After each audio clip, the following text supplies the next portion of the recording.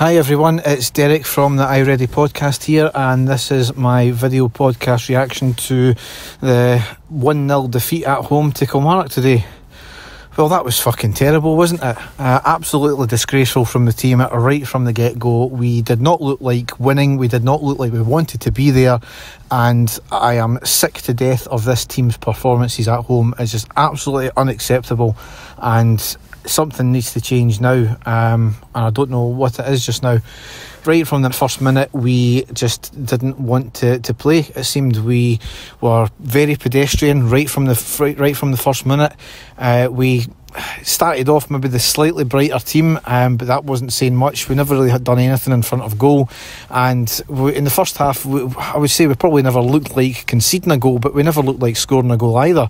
It's completely baffling because I managed to finally watch the Old Firm game there, and as much as we lost and we did lose our way slightly in that game, I kind of came away from the game after watching it thinking we've really nothing to fear from Celtic. But after seeing that performance, it's night and day. And on a day which was bitterly cold, you would have thought the players would be running their arse off to try and at least keep warm, if nothing else. But they just didn't seem to want to move at all. It was going back to performances of at the start of the season and going back into the Warburton days. They just did not move for each other. Credit to Kilmarnock, they organised themselves very well. They stuck to their job. Every time Rangers got forward, there was at least two men on us straight away, and they continued that high pressing all game. And you can't take it away from Kilmarnock. They played the game and they done well once again. And what a transformation that's happening there. But these players, we know that they can play to a high tempo. We know that these players can play very skillfully. And today, the basics weren't even there. It was absolutely abysmal. I can't really honestly remember much of the first half. It was just a very drab game. Players did get a wee bit of a boo coming off the park. Into the second half, fair play to Murty, he did change things. At half time, Holt came on for Goss, who was pretty anonymous in the game. And then Kilmarnock started to come back more into it, and they got the goal with about half an hour to go, and we thought, well, fair enough, it's half an hour to go. I can't even remember the goal, to be honest with you, but we thought, well, half an hour to go, there's at least time to come back. Murty again made another early change, and it was Morelos coming on for Windass, who again he done nothing in the game, absolutely nothing, less than even scoring a goal or even try to provide anything like he did in the Celtic game. And then obviously he did change it up again with Candias coming off for Miller round about the 75th minute. The only chance we had in the game, the only clear-cut thing we had in the game, was just after Miller came on. We had a free kick. It was floated in. It was a header off the bar, then off the post and out again. And I don't think most of us could believe how it stayed out.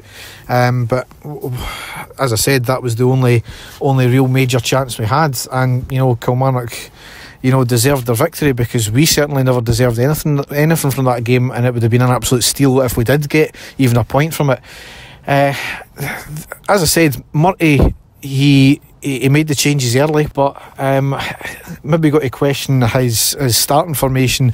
Cummins was left up on his own all game, certainly from the start anyway, and Windass was playing slightly off him, but a bit further back, but it wasn't good enough at all. Cummins never had any service, and you can't really blame him for that, because the players just weren't wanting to get the ball up. They weren't moving, they weren't passing freely. But again, potentially down to Kilmarnock playing very well and not giving us a minute, but we've played against teams like that before, and we know that these players can play. And even when Kilmarnock sat off us, because they were generally only pressing in when we got into their half, even in our own half, we weren't even doing the basics right. There was passes going completely out of place. They couldn't even string two balls together sometimes. It was diabolical. The only pass mark I would give anyone, and that was only in the first half, was Murphy and John. They were getting down that left wing quite often, and they were the only ones really trying to create anything, but everyone else was diabolical, I thought. As I said, I'll give Cummins a bit of a bye for this one, because he was up there on his own. He wasn't getting the service. even when Morelos came on, you know, you would have thought, right, get the two players up front in the middle and allow the balls to come to them. But Morelos was drifting off into wide points, and he was trying to put the crosses in again. So absolutely useless. There's no point having somebody to cross the ball in if there's not going to be anybody there. I just don't know what to say about these players sometimes, because they're so frustrating. John, former pod guest, did mention as well, he thinks that's the officially now the worst home record to a season we've got after that defeat again. I think it's something like 6 or 7 defeats at home. Not good enough, and I don't know what it is with this home form. I don't give in to this notion that it's the home fans getting on the players' back. At the end of the day, if you come to a club like Rangers, if you want to be a professional footballer, you've got to accept some criticism and, you know, getting on your back sometimes. And we don't get on the players' back unless they play like that. And there's been plenty of games this year where we've actually supported them well, and they've started playing well, and then all of a sudden they just drop off and they don't bother their arse. It's not good enough. And you would have thought even at half time, after such a bad first half, they would come out the traps, but nothing. It's not good enough.